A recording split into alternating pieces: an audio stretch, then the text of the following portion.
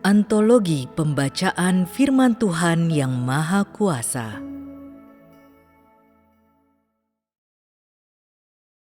Penerapan 3. Engkau semua harus memiliki kemampuan untuk hidup secara mandiri, mampu makan dan minum firman Tuhan sendiri, mengalami sendiri firman Tuhan, dan menjalani kehidupan rohani yang normal tanpa pimpinan orang lain. Engkau harus bisa bergantung pada firman yang Tuhan ucapkan pada zaman sekarang untuk hidup, masuk ke dalam pengalaman nyata, dan mendapatkan pemahaman yang benar.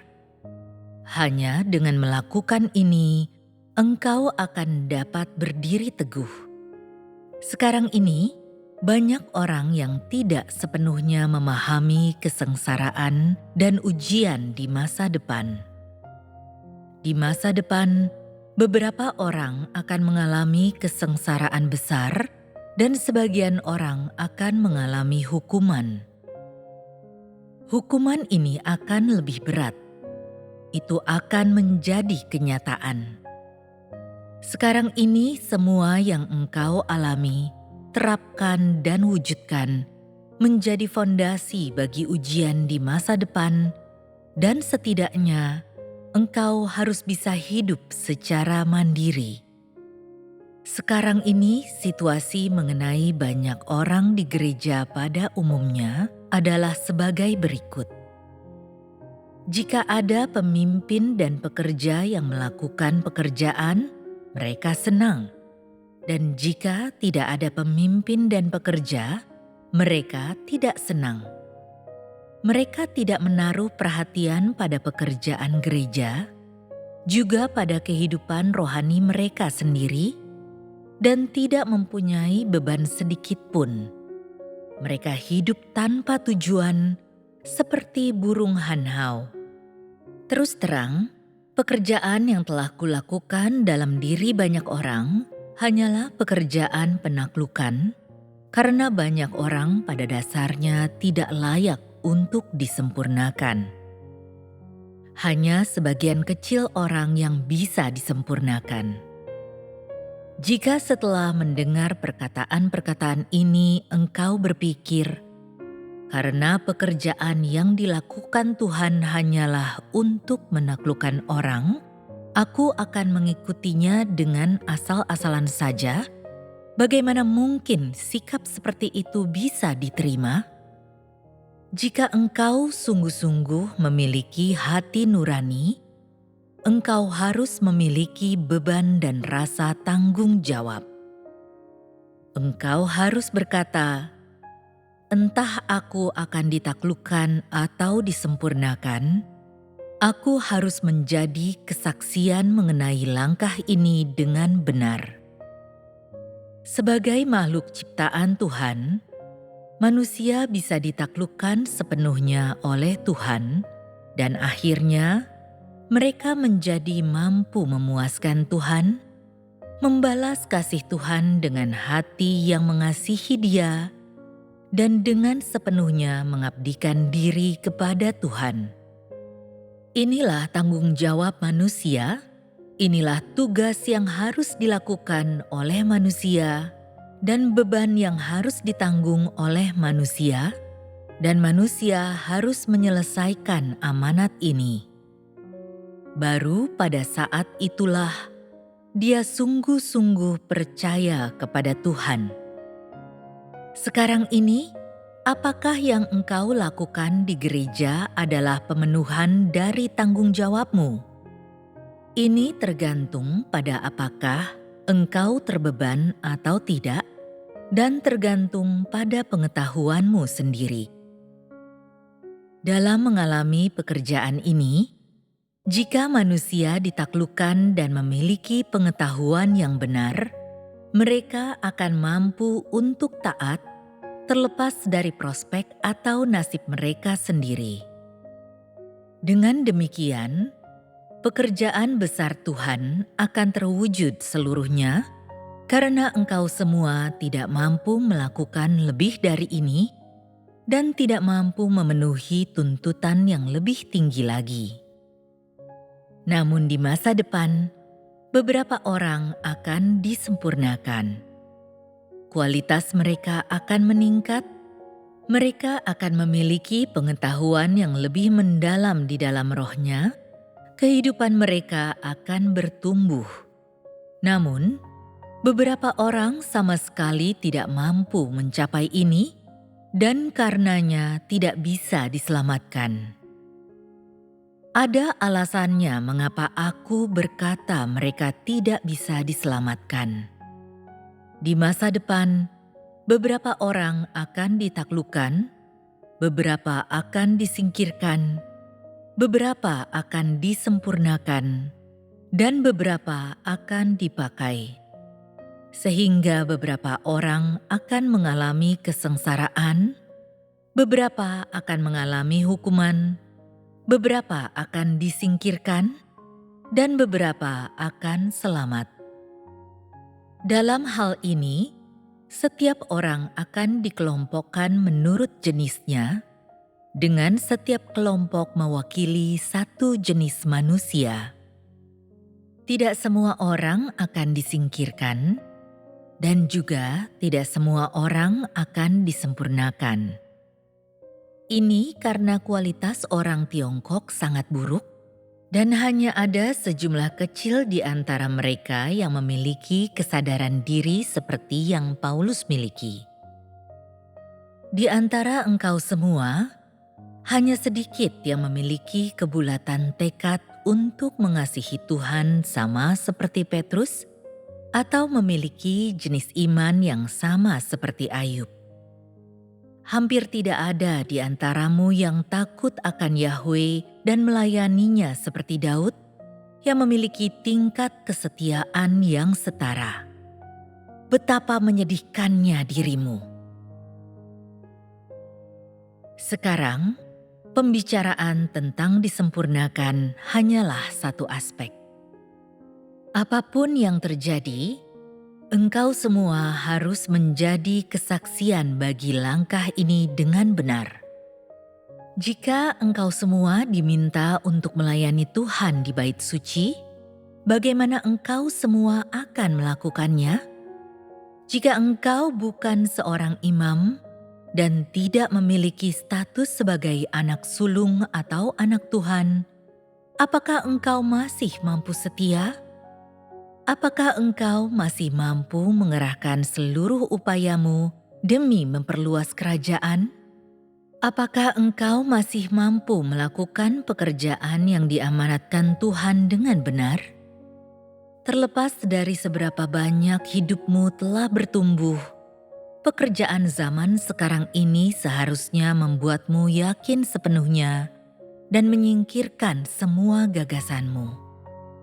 Apakah engkau memiliki kualitas atau karakter yang dibutuhkan untuk mengejar kehidupan atau tidak?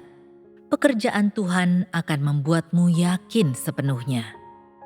Beberapa orang berkata, "Aku percaya kepada Tuhan, tetapi aku tidak mengerti apa arti mengejar kehidupan." Dan beberapa orang berkata, "Kepercayaanku kepada Tuhan sungguh kacau. Aku tahu bahwa aku tidak bisa disempurnakan, jadi aku siap untuk dihajar." Bahkan orang-orang semacam ini yang siap untuk dihajar atau dimusnahkan juga harus dibuat mengakui bahwa pekerjaan zaman sekarang ini dilakukan oleh Tuhan. Beberapa orang juga berkata, "Aku tidak minta untuk disempurnakan, tetapi sekarang aku bersedia menerima semua pelatihan Tuhan dan aku bersedia hidup dalam kemanusiaan yang normal, meningkatkan kualitasku, dan menaati semua pengaturan Tuhan." Dalam hal ini, mereka juga telah ditaklukkan dan menjadi kesaksian yang membuktikan bahwa ada pengetahuan tentang pekerjaan Tuhan di dalam diri orang-orang ini. Tahap pekerjaan ini telah dilaksanakan dengan sangat cepat, dan di masa depan, pekerjaan ini akan dilaksanakan lebih cepat lagi di luar negeri. Sekarang ini, orang-orang di luar negeri tidak sabar menunggu. Mereka semua bergegas pergi ke Tiongkok, sehingga jika engkau tidak bisa disempurnakan, engkau akan menghalangi orang-orang di luar negeri. Pada saat itu, terlepas dari sebaik apapun engkau semua telah masuk atau seperti apa keadaanmu, ketika waktunya tiba, pekerjaanku akan berakhir dan selesai. Pekerjaanku tidak bisa ditangguhkan oleh engkau semua. Aku melakukan pekerjaan seluruh umat manusia, dan aku tidak perlu menghabiskan lebih banyak waktu untuk engkau semua. Engkau semua terlalu tidak termotivasi, terlalu kurang kesadaran diri. Engkau tidak layak untuk disempurnakan. Engkau semua bahkan nyaris tidak memiliki potensi. Di masa depan, bahkan jika orang-orang tetap lalai dan ceroboh dan tetap tidak mampu memperbaiki kualitasnya, ini tidak akan menghambat pekerjaan seluruh alam semesta. Ketika tiba waktunya bagi pekerjaan Tuhan untuk berakhir, pekerjaan itu akan selesai, dan ketika tiba waktunya bagi orang-orang untuk disingkirkan, mereka akan disingkirkan. Tentu saja, mereka yang seharusnya disempurnakan dan layak untuk disempurnakan akan disempurnakan. Tetapi jika engkau semua benar-benar tidak memiliki harapan, maka pekerjaan Tuhan tidak akan menunggumu. Akhirnya, jika engkau ditaklukkan, ini juga bisa dianggap menjadi kesaksian. Ada batas dari apa yang Tuhan tuntut darimu. Setinggi apapun tingkat pertumbuhan yang bisa dicapai manusia, setinggi itu pula kesaksian yang dituntut darinya. Tidak seperti yang dibayangkan manusia bahwa kesaksian seperti itu akan mencapai batas tertinggi dan akan berkumandang. Ini tidak mungkin bisa dicapai dalam dirimu, orang-orang Tiongkok. Selama ini aku telah berhubungan denganmu, dan engkau sendiri telah melihat hal ini. Aku telah mengatakan kepadamu untuk tidak menentang, tidak memberontak, tidak melakukan hal-hal yang menimbulkan gangguan atau kekacauan di belakangku. Aku telah berkali-kali memanggil orang-orang secara langsung tentang hal ini, tetapi itu pun bahkan tidak cukup. Begitu mereka berbalik, mereka berubah. Sementara beberapa orang menentangku secara diam-diam, tanpa ada penyesalan. Kau pikir aku tidak mengetahui semua ini? Kau pikir engkau dapat menyebabkan masalah dan tidak ada akibatnya? Kau pikir aku tidak mengetahui ketika engkau berusaha menghancurkan pekerjaanku di belakangku? Kau pikir tipuan murahanmu bisa menggantikan karaktermu?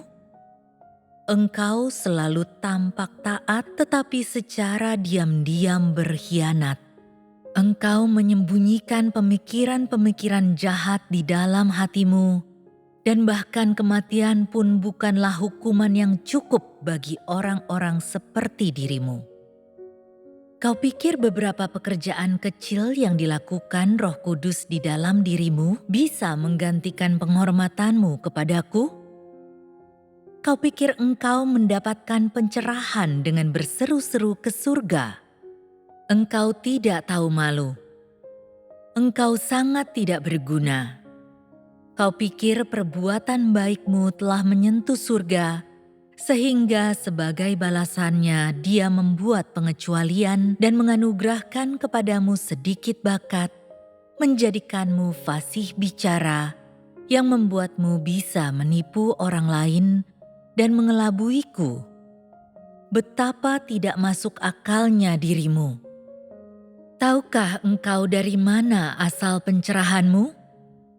Tidak tahukah engkau makanan siapa yang engkau makan ketika engkau dibesarkan?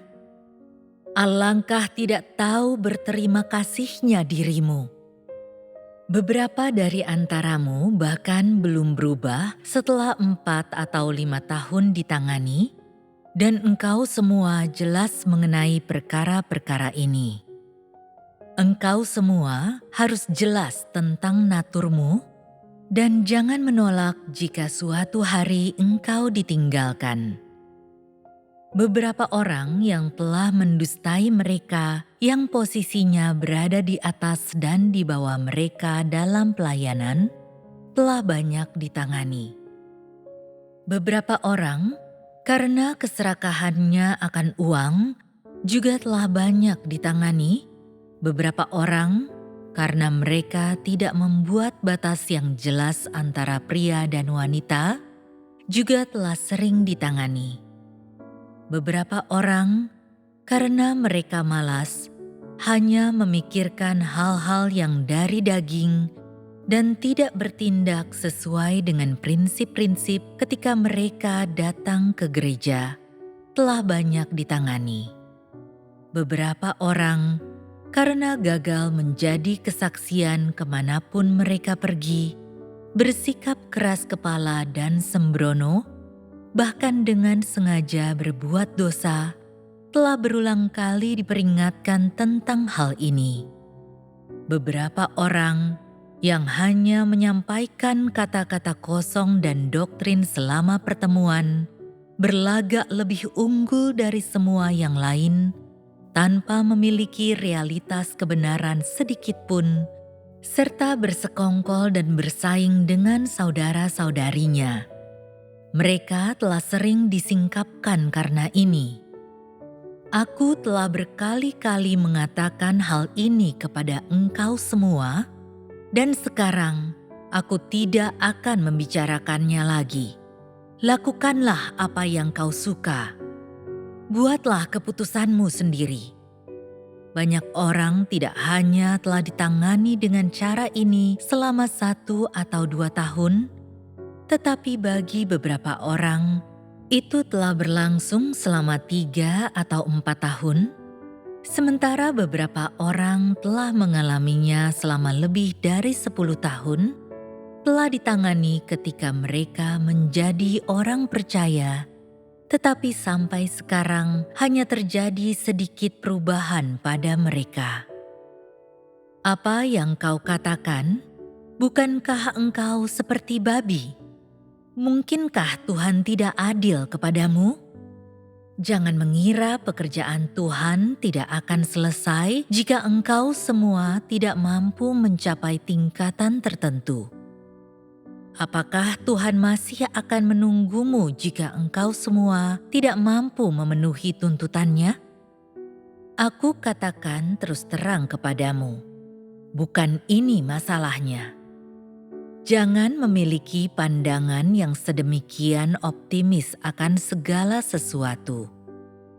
Ada batas waktu untuk pekerjaan zaman sekarang, dan Tuhan tidak sedang bermain-main denganmu.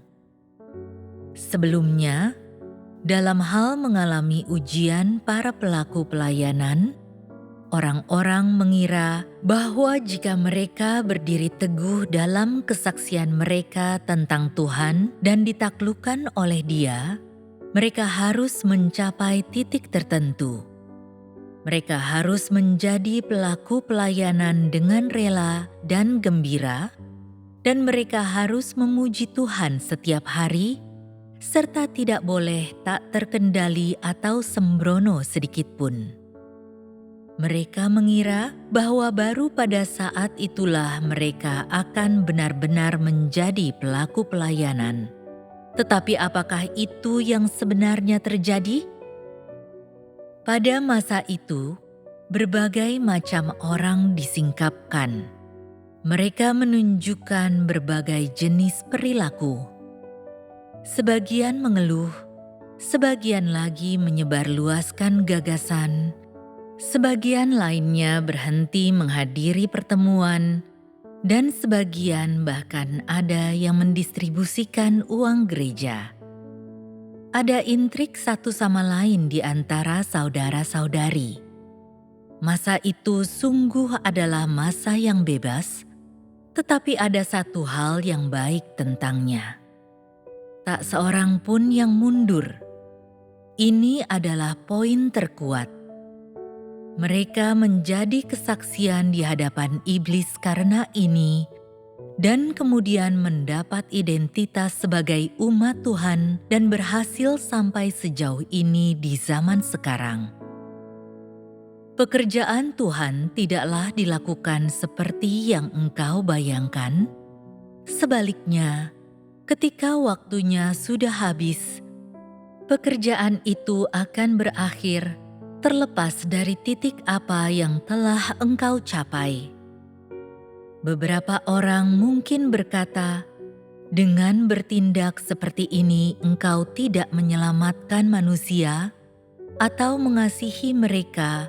Engkau bukan Tuhan yang adil."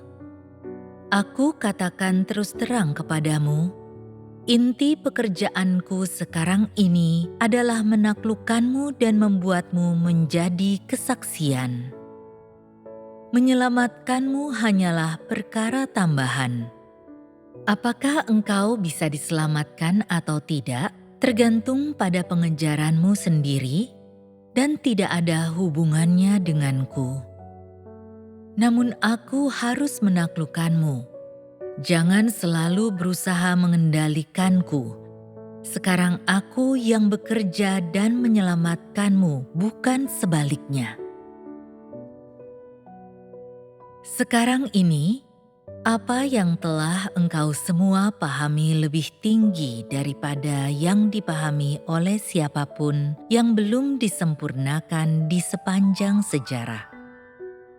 Baik pengetahuanmu tentang ujian maupun kepercayaan kepada Tuhan, semuanya itu lebih tinggi daripada yang dipahami orang percaya manapun. Hal-hal yang engkau semua pahami adalah apa yang engkau mulai ketahui sebelum mengalami ujian lingkungan, tetapi tingkat pertumbuhanmu yang sesungguhnya sama sekali tidak sesuai dengan hal-hal yang engkau pahami itu. Apa yang engkau semua ketahui lebih tinggi daripada apa yang engkau lakukan.